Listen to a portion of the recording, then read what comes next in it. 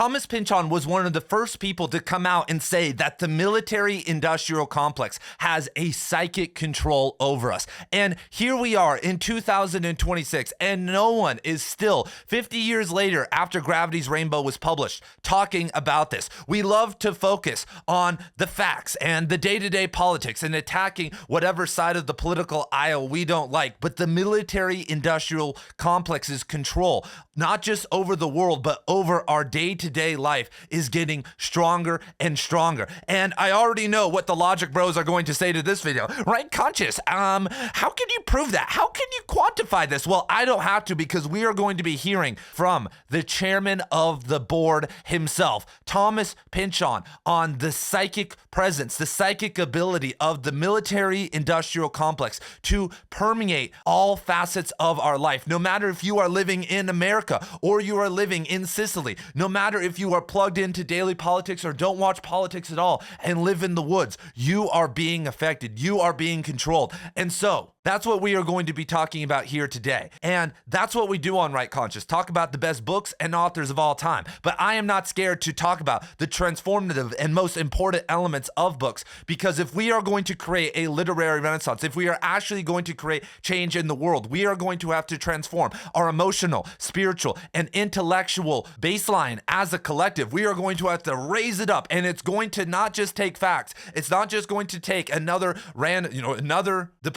the political party you don't like getting into power to make that happen. It's going to require us to move back into the self, to study the interior world, to read again, to think, to feel, to tap into our highest potential. And that is what I'm doing here in this video and on my channel with the 700 videos I have made. And so if you want to support me on this journey, then I want you to subscribe. And now let's get our mind blown by Thomas Pynchon. And so this quote is from Gravity's Rainbow, which I got over here. I'm wrapping the Gravity's Rainbow shirt. Let's go, everybody. And so I'm going to slow down so I can read the quote. And we got mini quotes. The war, the empire, will expedite such barriers between our lives. The war needs to divide this way and to subdivide, though its propaganda will always stress unity, alliance, pulling together. The war does not appear to want a folk consciousness, not even of the sort the Germans have engineered. It wants a machine of many separate parts, not oneness, but a complexity. Yet who can presume to say what the war wants? So vast and aloof is it, so absentee. Perhaps the war isn't even an awareness, not a life at all, really. So we got so much more to get to, but I want to slow down and explain what he's talking about. What Pynchon is opening up with is that the war is not an event. The military-industrial complex is not an event. It's a structure, and bigger than a structure, because that's kind of a buzzword, it's an entity. And as I've talked about in past videos on Pynchon, for instance, as Americans, when we think about the colonization of the indigenous people, we view it as an event, but to them, it's a structure. It's an entity that continues to persist. And so when we conceptualize a lot of the time, and you, if you're listening to this video about Thomas Pynchon and you've read Gravity's Rainbow or are into all this, know this, but when we think about the past, we think about the War on Terror or Vietnam or World War II. We think of these events, even if they stretch out for decades and have unresolved loops like the War on Terror. But one of the craziest things that you realize on this journey, everybody, is that the military-industrial complex is an inversion of autonomy, because in the past, a nation would use a war to go achieve a goal, whether that was for good or bad, right? We're going to colonize these people or get more land or whatever. And then goal accomplished, we're going to now end the war and, control this new land. But in our modern world, the military-industrial complex creates wars to keep itself alive, which is a total inversion. It needs war to continue. Without war, it would be meaningless. This somewhat reminds me of Alexander the Great, that he has this huge army. He has all these debts that he inherited from his father Philip, and he basically has to go sack Persia or he's going to be overthrown as the king. Even though that's not a perfect metaphor, when you look at the complexity, as Pynchon is talking about here, and all the moving parts that are keeping it alive, that are, whether it's Raytheon down in Tucson or Lockheed Martin in Maryland. And so what's funny is that we use this word propaganda, which is usually a reflection of 20th century programming, excuse me. But when we look at the modern industrial complex, which has really been happening since World War II, we could kick it back to World War I if we wanted to. What it's functioning on is not propaganda, because that requires unity. Pynchon says that propaganda stresses unity and pulling together. But the problem with unity is that if everyone is united, then we may stop fighting. That if we have a purpose and the purpose is done, then we'll stop. And this is why when you look at, for instance, the war on terror, that initial unity of everyone having an American flag started to get in the way when a year later it said, oh, okay, well, Osama bin Laden's not the target anymore. We're moving the goalpost. It's all these bad guys all across the Middle East, and then Iraq, and then Syria, and then Somalia. Now Iran, like it never ends. And it's better if everyone is separated, if the entire structure has no form of unity. And it's crazy to think that there doesn't need to be public approval, that there could be a 70 or 80% public consensus that we want nothing to do with Iran, and we have no control over any of it. And so let's continue our quote now, and this is where we get into the psychic part. There may only be some cruel accidental resemblance to life at the White Visitation. And so in the novel Gravity's Rainbow, there's not really going to be any spoilers here in this video today, there is this psychological experimentation center, where all this insane stuff is going on. And the book is really cool because of that. Because, if you go back to the 1940s, if you look at what we were doing, the CIA, and if you look at what the Nazis and everybody was doing in terms of experimenting on people, it was absolutely insane. There was a convergence of modern science and the money and freedom and just the sheer amount of people to do whatever you wanted to them. And so at the White Visitation, there is a longtime schizo, who believes that he is World War II. He gets no newspapers, refuses to listen to the wireless. But still, the day of the Normandy invasion, somehow his temperature shot up to 104. Now, as the pincers east and west continue their slow reflex contraction, he speaks of darkness invading his mind, an attrition of self. The Rundschritt offensive perked him up, though, gave him a new lease on life. A beautiful Christmas gift, he confessed to the resident on his ward. It's the season of birth, of fresh beginnings. And what's interesting about this idea, these are the things that we discount because of technology, because of the logic bro insanity that we live in. We have moved away from an animistic life. When you look at, for instance, Tolkien's The Lord of the Rings, when you hear about the hobbits, for instance, in the Shire having crazy dreams and these big things are going on, it's talking about the psychic connection to war, to Sauron, to the evil oppressive forces out there that they don't even have any idea of yet. They don't know what's happening out there. And I know we're moving into woo territory here. Like I said, so many people have been traumatized by technology, living non-animistic lives, stuck in the world of math and jumping to the easiest possible conclusion, feel bad for their wives. Oh my God. That's why they don't have them. But for anyone who has spiritually connected to the world, or maybe hasn't, anyone who's taken psychedelics or done meditation, there is a symbiotic relationship because we are biological beings, if I want to take a very objective and logical angle, to the system in general, to the outside world, to our environment. Because we wear shoes and have built these massive cities and drive in our cars and never touch grass, literally. We've never trained ourselves to understand that. But just because we don't understand something or can't conceptually feel it or know what's happening doesn't mean that it's not affecting us. And we're obviously going to continue reading more quotes and talking about this. And why Gravity's Rainbow is such a beautiful novel is that it combines the highest levels of logic broness, Pynchon talking about the calculus of the rocket, but then at the same time connecting it to the Kabbalah and connecting it to mysticism, bridging the extremes of the two worlds together, which was happening and was somewhat the goal with many of these mid 20th century warmongers and occultists and people involved in both sides of the war. And if you guys want to read Gravity's Rainbow with me, then you are going to need to join the Right Conscious Book Club, which is the most active book club in the world. In 2026, we are reading 28 transformative novels together, and one of them is Gravity's Rainbow. And I would love for you guys to go and join join Substack, where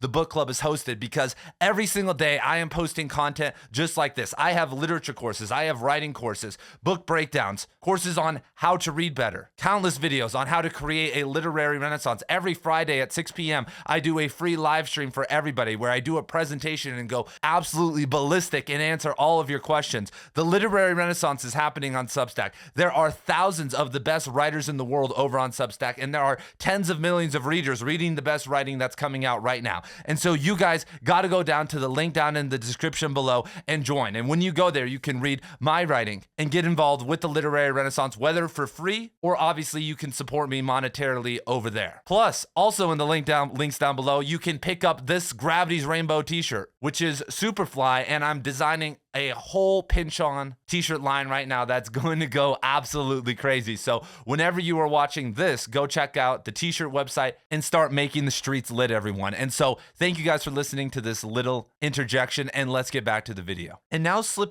moving it on to another quote to talk about this further. Pynchon here is going to talk about how we became disconnected to everything happening around us. Why we can't psychically feel the war, why we just feel like all these things are happening and we can do nothing about them. And before we get that, I'm just gonna go all the way, you guys. I'm not going to pitter patter for the dabblers. We have created a dark collective soul in America and across the world. Russia, China are still on colonization projects. We are moving toward a control system under the guise of unity and security that is going to basically remove any amount of freedom in moving across the physical world and at some point in our own thoughts and in our own speech. And it's absolutely terrifying, Our lack of love and our lack of interest in morality and ethics and sticking on first principles. Our lack of connection to God or to nature or to family, to our community, to actually making things happen has allowed all of this to happen, has allowed us to veer into the direction that we are going. And when we talk about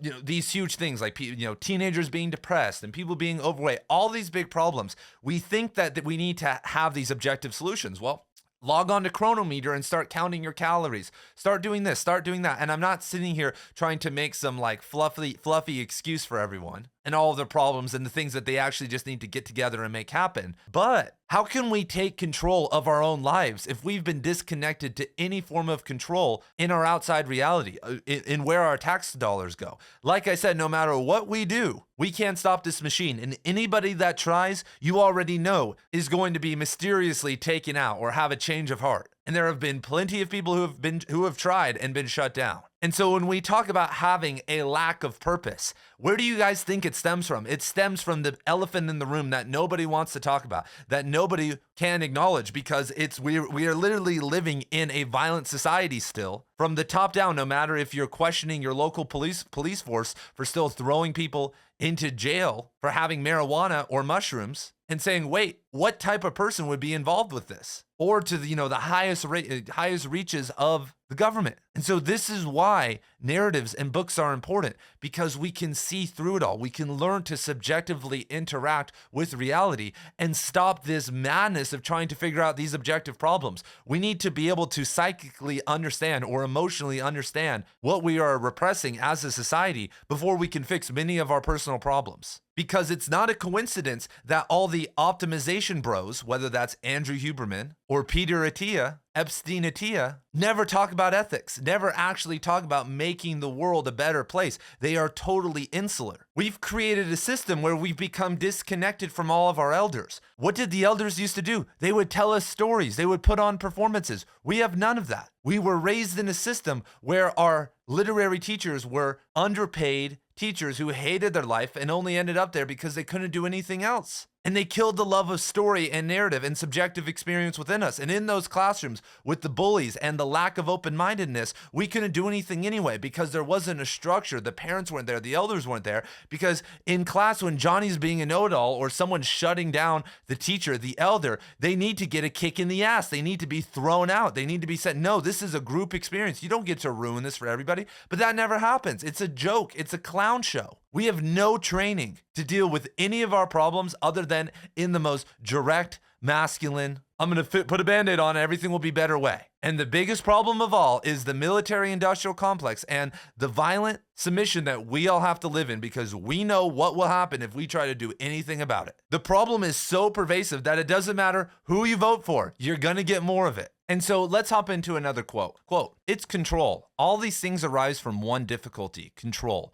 For the first time it was inside, do you see? The control is put inside. No more need to suffer passively under outside forces, to veer into any wind, as if a market needed no longer to be run by the invisible hand, but now could create itself, its own logic, momentum, style from inside. Putting the control inside was ratifying what de facto had happened, that you had dispensed with God, but you had taken on a greater and more harmful illusion, the illusion of control, that A could do B, but that was false, completely. No one can do. Things only happen. A and B are unreal, are names for parts that ought to be inseparable." So this is like the ultimate whiplash and hit back against the optimization bros, the biohackers, which obviously take care of yourself. Health is important. Do everything you can to live long, be happy, activate your mitochondria. But what we replaced our belief in God with was this illusion of internal control. And by doing that, when you accept that, when you become an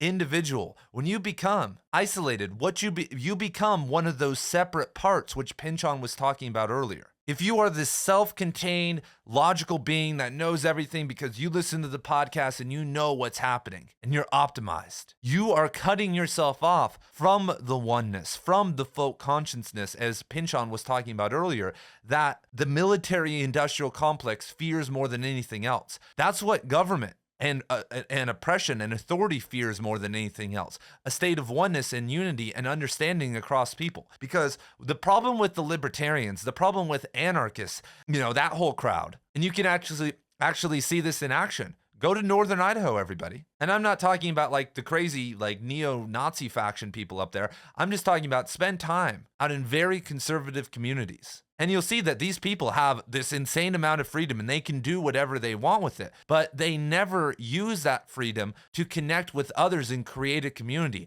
A lot of the time they use that freedom for just their dumb antisocial behavior, usually to, enforce that, or just to be able to do whatever they want to the environment or around town. And it usually leads to a sense of entitlement because they aren't tapped into this unity, this love angle, the more new agey, deeper angle of love. This is why when you go out there, you get the more extreme church factions that have a lot more members. And the obvious end goal, what utopia actually is some form of a holistic anarchism where we have this autonomy, where we have this freedom, where we don't have everything, or I should say where private property and all this stuff isn't abolished and we're under the rule of a government or this group, but rather we're generally autonomous, but also have the charitable sense in our heart. But the problem is, and this is why the extreme left and the extreme right never want to tap into this, and most people, and the people in the middle don't want to either, is that it's hard to do that. It's not easy to raise your emotional, intellectual, and spiritual baseline. What it requires you to do is look at the most incongruent parts of yourself and change that, and usually have to reflect on earlier trauma and choices, and at some level forsake your parents and have to go through this process of forgiveness and leave addictions behind. And you have to conquer a lot, you guys. And as modern individuals who were raised on pornography and given weed at an early age and alcohol and accessibility to everything and all these addictions, it can be actually very insurmountable. It's like we're not to keep the Lord of the Rings metaphors going. It's like if Numenor was restored and Mount Doom was over there and there was a huge fleet of ships and you had to get past them too along the way after you already traversed Middle Earth. It's hard, you guys. I get it. And this is why, even in the world of so-called personal development, everything has become disjointed, fractured. You got chicks use chicks, and you got fraternity guys talking about going to therapy and using psychological buzzwords to justify their same shitty behavior they've had for a century. It's just on every side of the aisle. Like every beautiful thing has almost become fractured. And so continuing the analysis of the quote, in this illusion of control, we also believe with our autonomy that our one vote and that these politicians, that these battles, whether they're political or economic, are actually mattering. But like I said, no matter what's happened, the machine has gotten stronger. And what's funny is that our lack of unity, our lack of actually not just breaking free of our nations has ruined things. Us screwing with the Russians back in the 1990s when they were willing to, at least make some amends to the United States and try to get on a better direction, and us economically exploiting them, and all the starvation that happened in Russia led to the oligarchical rise of people like Putin, and thus now the war in Ukraine and all this. There's millions of problems stacking on, not that, like, us messing with China and not, all these short-term decisions and people messing with us. I mean, it can just go back and back. But in general, us viewing ourselves in these nations and not trying to fix the main problem that we haven't solved as humans yet, which is trying to escape this violent mindset that we were bred with, whether that was divinely anointed onto us, whether we believe it was bred into us, whether we believe that's just an evolutionary thing that we still have within us because we came from fucking, warring Neanderthals and monkeys and whatever it is, or, the problem can be solved 99.9% of the time. There will always be an outlier. But in general, I have achieved a state without that much work where I don't need to unnecessarily perform violent acts or physically exploit other people or steal from them. In general, that will never need to happen. Doesn't matter what someone says or does as long as it's not in self-defense. Most people in America couldn't say the same, and if they were put under a stress